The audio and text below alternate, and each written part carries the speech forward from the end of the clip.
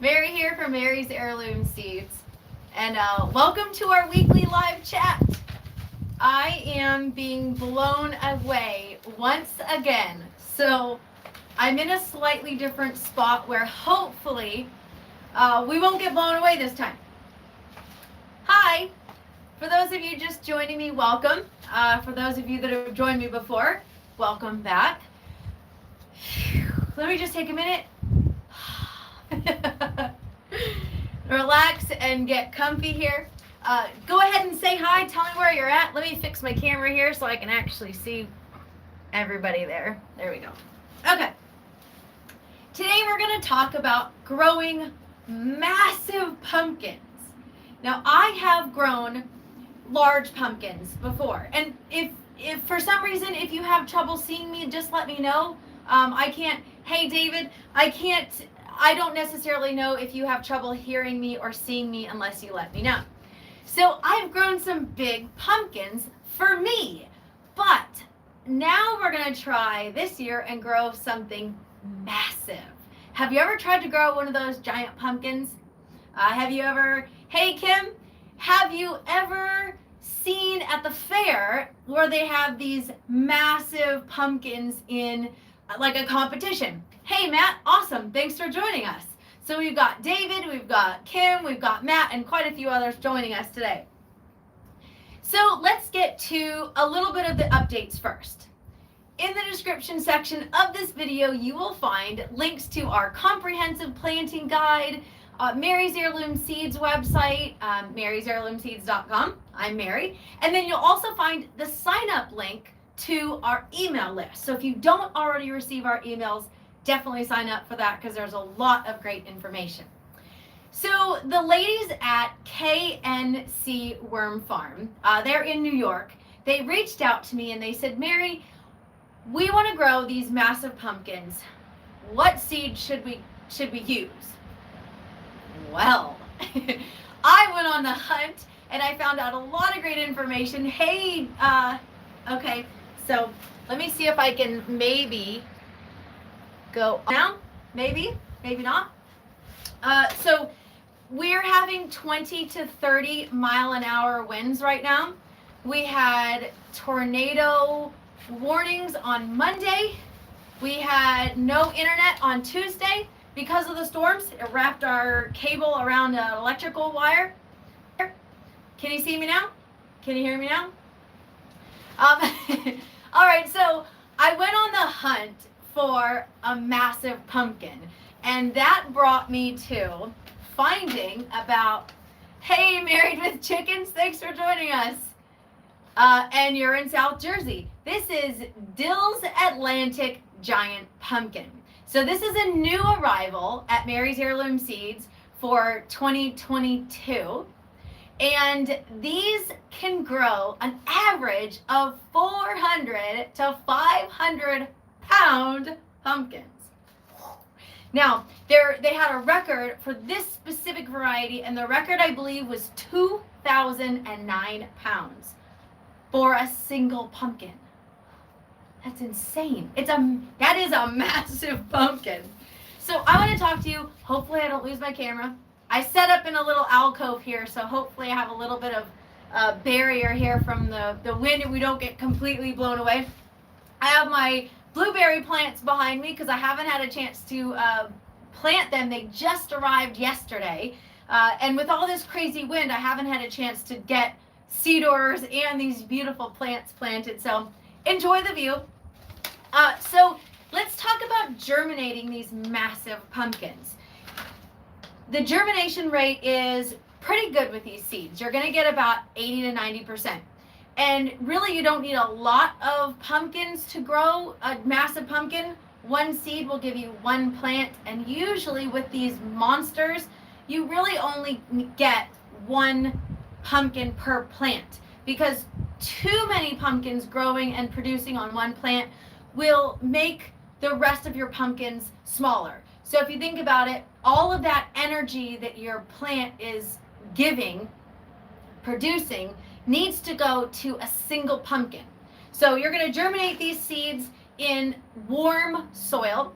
And that's going to be 65 to 75 degrees the pumpkin needs for best germination. Is my camera going in and out? Sorry. I hope you guys can see me. It's been so crazy. We've had storms. I'm just happy that we have internet so that I can go live tonight. You want to plant pumpkins after your last frost date. So for us, that was close to the end of March was our last frost date. We got seeds flying around everywhere. And then once you've got your last frost date, you can go ahead and plant them outside. Jolene says fine on your end. Awesome, thank you. Now, one thing is, if you are in a colder area, so if you are in New York, Massachusetts, New Jersey, if you are still in an area where you are experiencing frost, awesome, thank you.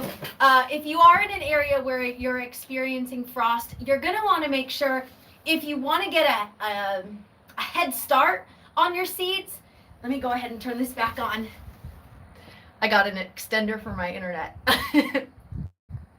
We kind of live out in, for me, the middle of nowhere. I've never lived in such a rural place, so having updates and things like that for the internet is new to me, but hopefully you guys can see me and you enjoy our video. So I was just talking about getting a head start if you're in a colder area and you have a shorter growing season. So you can actually plant these seeds indoors 4 to 8, maybe 12 weeks in advance before your frost date. Now, I will say this, me personally, I have a better success rate when I plant seeds directly in the soil for squash. Specifically, I don't know what it is, but winter squash and pumpkins for me do much, much better if I plant them directly in the soil, the seeds, instead of planting seeds in containers and then transplanting them out. So I went ahead and I just planted my Dill's Atlantic giant pumpkins. So we're hoping to get some awesome seeds for next year as well, but also an update on some giant pumpkins. So let's talk about growing space. This is a big one. This is new to me, so I'm sharing information that I found helpful and relevant. Growing space in the garden is important. Each plant should be allowed up to 1,000 feet for the vines. That's a lot of space. So maybe if you want to grow a 2,000-pound pumpkin, you definitely want to allow more space. But if you don't have 1,000 feet for your garden, hey, Homesteading Gunsmith, welcome. If you don't have 1,000 feet to dedicate just to pumpkins, you may not have the biggest and the largest pumpkins. You might not have the state fair winner of pumpkins, but you can still grow it. Again, the larger the space, hopefully in general, the better your growth, because those vines take a lot of space. You can probably grow some stuff around those vines though. Just because that vine is going to take up 1,000 feet doesn't necessarily mean that you can't either try and grow up or grow around that pumpkin. So you don't have to dedicate that whole space just for the pumpkin. So keep that in mind. I am going to share with you a little bit of information on companion planting as well, and that's going to go in with the whole sharing the 1,000 feet of space. I know some put a pallet under the large growing pumpkin so they can transport it later. Yes, I'm definitely going to mention that as well. So you want to avoid shaded areas. You want to select an area that is going to have full sun. You don't want semi-shaded and you don't want completely shaded areas, because pumpkin is a sun-loving, heat-loving variety. So you really want to give it lots of space, lots of sun, and I'm going to get to it in a little bit, lots of water. The proximity to a water source is important. Hey there, Kaylin. Oh, awesome. We got Eric joining us too. Hey, Eric, nice to see ya. Homesteading Guns says, I love companion planting. It works well. Yep, I'm going to talk about that too. So preparation of the site, you want to make sure you've got proximity to water. You don't want to have to be hauling water to these massive pumpkins. And they are going to take up a little bit of water. A lot of water, actually. They need more water as they grow larger, so something to keep in mind as well. Preparation of the site, You should start that earlier in fall, but you can also start that now. Just because you might have a better result. Ooh, we're getting blown away. Here it goes. I mentioned earlier in the video, hang on, let me shut this door. I mentioned earlier in the video, we're experiencing 20 to 30 mile an hour winds right now, so I'm kind of in a cubby hole, hoping I don't blow away. Foliar feeding is a plus if you don't, Saskatchewan. So if you don't have a lot of, if you don't have very fertile soil up front, or if you haven't really worked that area, you can always foliar feed at a later time. But if you do have a chance to prep your soil, we kind of talked about this in fall, and we kind of talked about this in winter, about prepping your soil in advance for gardening. So if you've already prepped for plants, you're probably okay. You can add compost, organic matter. Hey Denise, thanks for joining us. Here we go. Getting blown away here. So organic matter, compost, leaf mold. You can collect leaves around your property if you'd like. You can do that. Sometimes you can plant a cover crop. So we talked about that last year on our YouTube channel. You can check that out again if you'd like to watch the replay. One of our live chats was specifically about cover crops, and that was different crops you can grow to add organic matter to your soil without having to have outside inputs. So that's an important one as well. We'll talk about foliar feeds later on, kind of at the end of the video. Pumpkins are shallow rooted. Maybe you learned something new today. Some things are deep rooted, like tomatoes, and maybe not peppers, but they can be peppers. But tomatoes in particular, if you look at it, oh, somebody's gonna escape. I got Jojo here looking like he's gonna escape to who knows where. So let's see, go ahead, go back. So they need at least an inch of water a week if you don't have rainfall. So you can either use a drip system, you can water it yourself. If you have a lot of rain, you can definitely just use the rainfall. Mother Nature is awesome and it provides for your garden. Now, if you have an area like I do that maybe gets a little flooded and you want to take advantage of the water that you're getting, but you don't necessarily want your pumpkins to rot on the vine, David mentioned earlier about putting them on a pallet. So for people that usually grow massive pumpkins, specifically for like a fair, or maybe you just want to win the world record of the biggest pumpkin ever grown, you want to put them on a pallet. Now the pallet is awesome because you can transport it to the fair on a pallet. You can have it weighed on the pallet. But now the pallet will come in handy if you have an area that gets maybe a little too much water to have your pumpkin sitting on, but just enough water for the plant. I have that problem. Not a bad problem, but it is an issue sometimes. You don't necessarily want pumpkins sitting around on the ground in a puddle of water. They'll rot. And then you've spent all that time for a rotted pumpkin. So that's where a pallet can really come in handy. Cardboard isn't a good idea because the cardboard is just going to get wet and it's going to get soggy and it's going to have the same effect as if it was just sitting in water. All right, so planting site. You should consider this, very important to consider. Your plant site should not be an area that you have planted winter squash and pumpkins previously. Sorry, hang on. He's gonna escape, I know it. For those of you who don't know, baby Jojo, very curious cat. He wants to join me out here and he can't. And I can just see him making a run for it if he got a chance. So why do we not plant pumpkins in the same area that we did last year? And that is called crop rotation. And I've discussed that in quite a bit of videos or different articles I've written.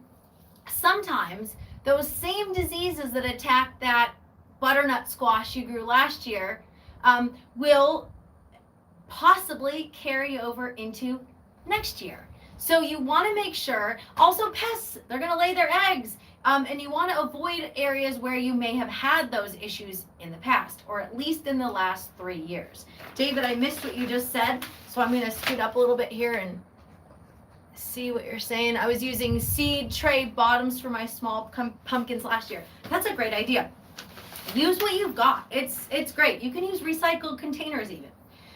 So if you want to produce a giant pumpkin and you want to reduce your risk of insect infestation or soil-borne diseases, definitely practice crop rotation and plant it in a different area.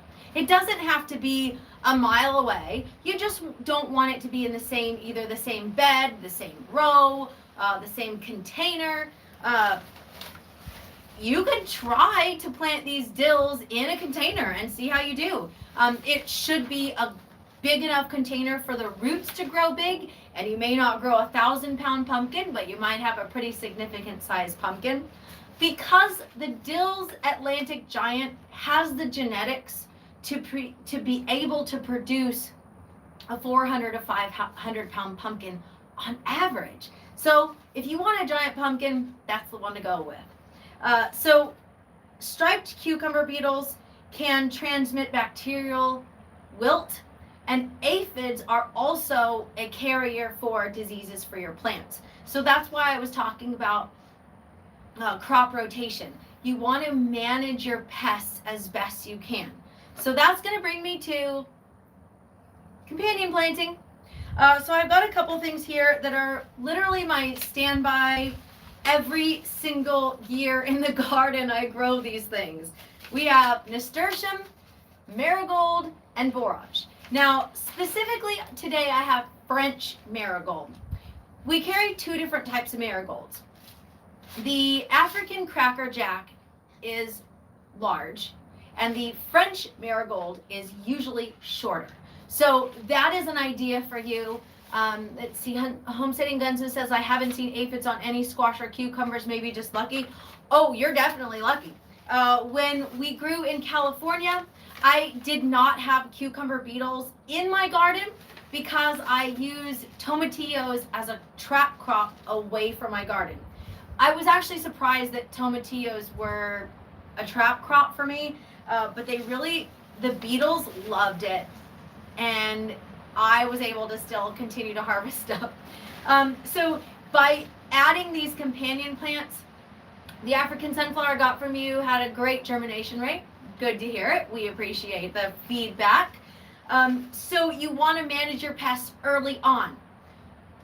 You do not want to put a ton of effort into growing these massive pumpkins and then wake up one day and you haven't managed your pests properly. Saskatchewan doesn't have some of those pests you get down south. Interesting to know. We do have a lot more pests in Texas, I will tell you that much. I posted a picture on my personal page yesterday, and it was the biggest spider I have ever seen in my life. I believe I used Google Lens, and it said it was a wolf spider, and I also found out that there's over 200 varieties of wolf spiders. It's all new to me, and they were giant. It was like the body of it was bigger than just the body, not the legs.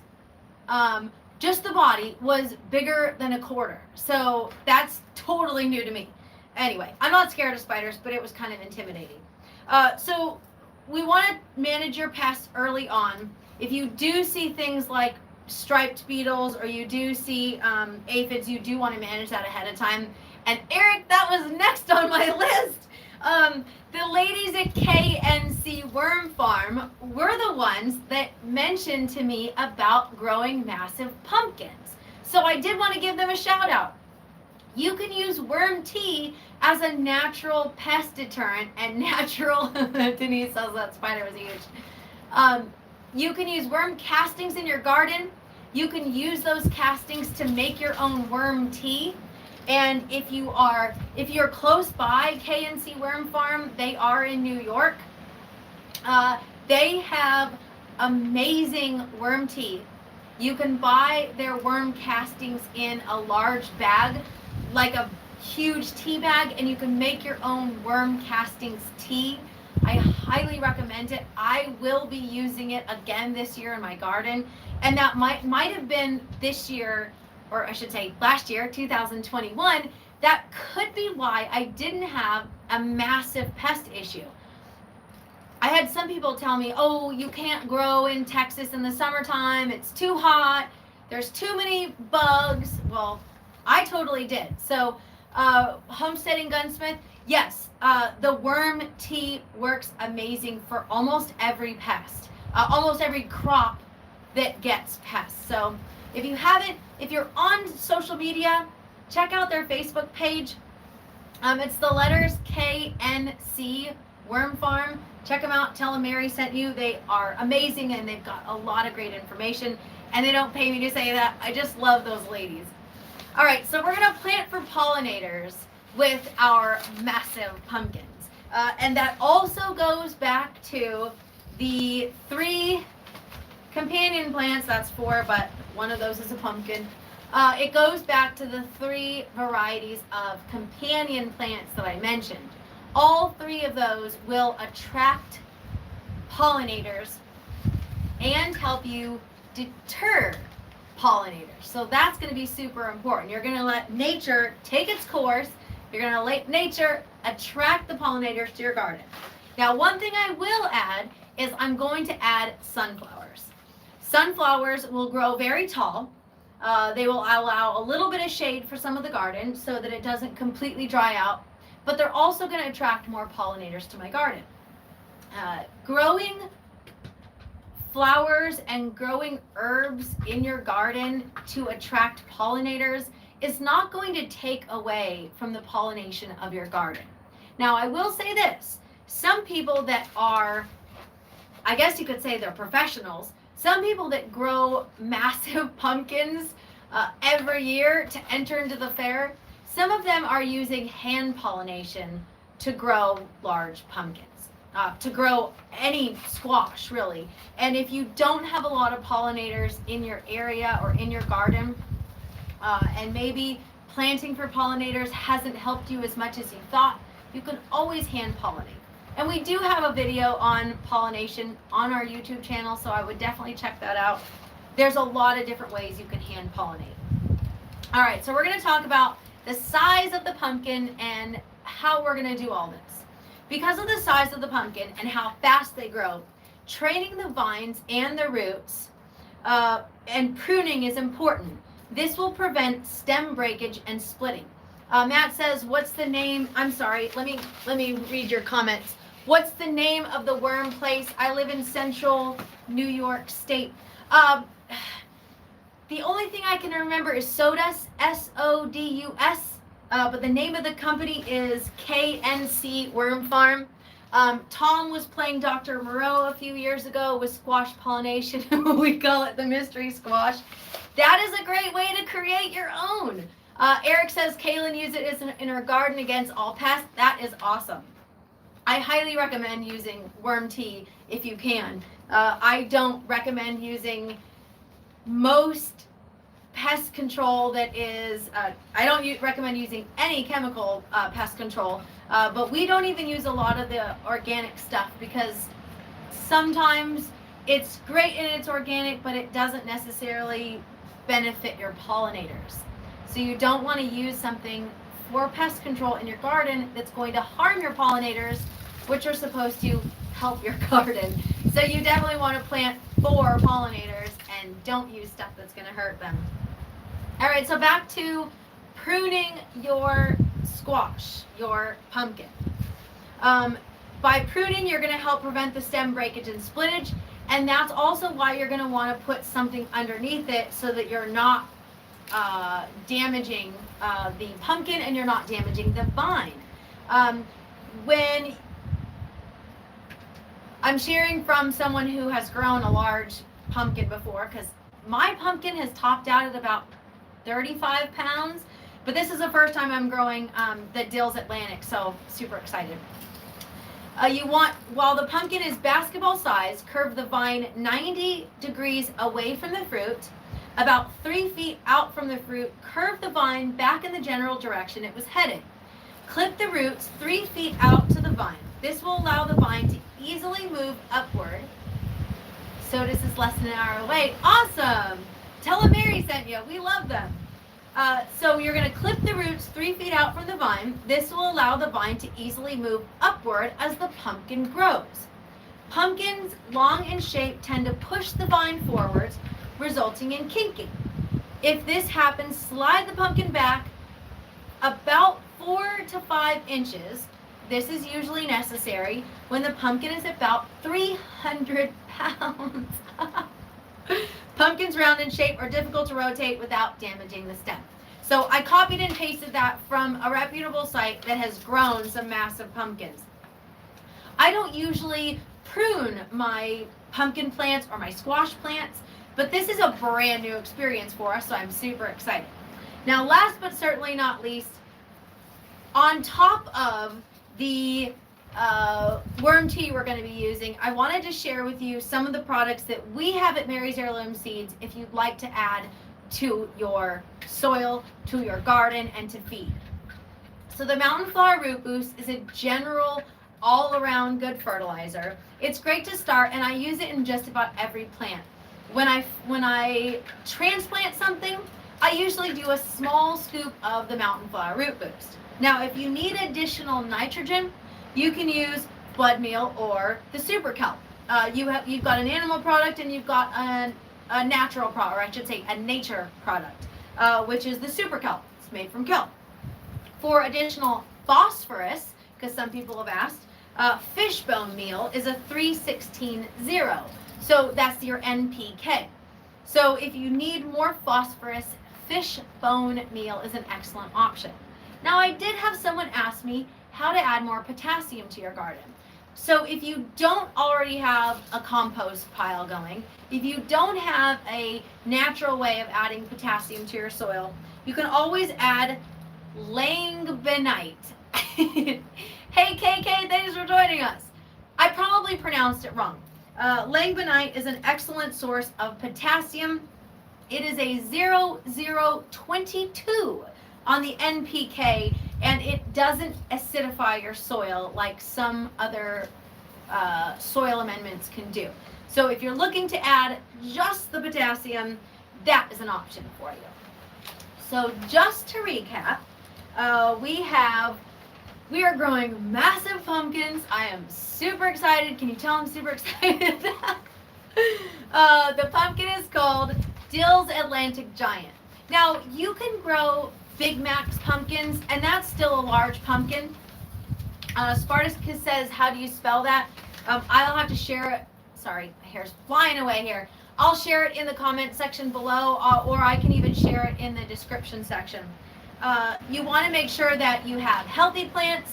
You want to use companion planting with your flowers. You want to increase pollinators to your garden, and you want to decrease some of your pests and some things like powdery mildew, which hands down, the worm tea is amazing for pests, and it's fantastic to grow big healthy plants. Whew. So I already planted my seeds. Today is April 7th, and I just planted my seeds about 4 days ago, and we've been watering them. We've had some insane storms, so I'm really hoping that once they are vining, that we don't have 20 to 30 mile an hour winds that whip them all over the place.